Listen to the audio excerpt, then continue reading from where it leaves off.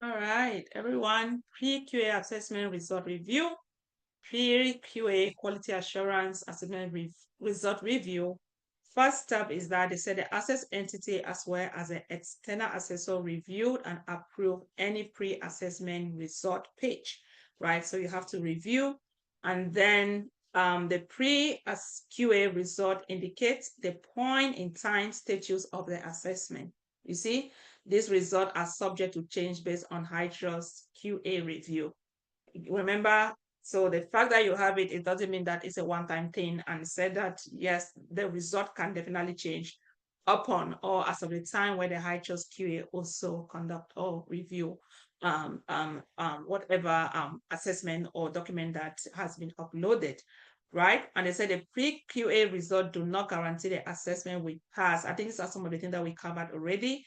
They not guarantee that the assessment will pass the QA or leads to a report issuance. So the fact that they've reviewed nothing is wrong or they didn't like discover any missing gaps or caps, it doesn't mean that automatically they're going to pass or get a certification. No, once it goes through the HITRUST QA, then know that a change can happen. They can identify some weaknesses or certain things that needs to be remediated, right? For E1 and I1 requirement statement, first, average score for each assessment domain, and then it's also indicate of whether the CFS certification can be achieved based on domain scores, right? Then also listing of required statement that will be identified as gaps as well, gaps in the HITRUST report. For each compliance factor, listing of rep statement identified as control observation in the HITRUST insight report. So for step 4, it said both the assess entity as well as the external auditor must review, approve, or reject the pre-QA report or result. If either party reject the result, the assessment returned to the performing validation phase. Remember, we have the pre-answering performing validation, they have the pre-QA assessment. So if there's any rejection, it goes to the previous phase that we've covered already. I'll know what happens at that phase, right?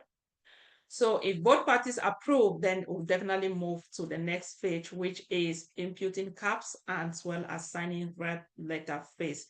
So with that, we'll conclude this and then we'll create another video on imputing caps. That's the 4th phase of the workflow, right? So for example, access control, you have a score level 4, that is managed, caps identified, updated policy to include new multi-factor authentication guidelines, and then you have approve and rejection action. Both assess entity and external assessor approve result, moving the assessment to the next phase. But if it's been rejected, then it will be actually drop back, send back to the previous phase, which is the performing validation phase.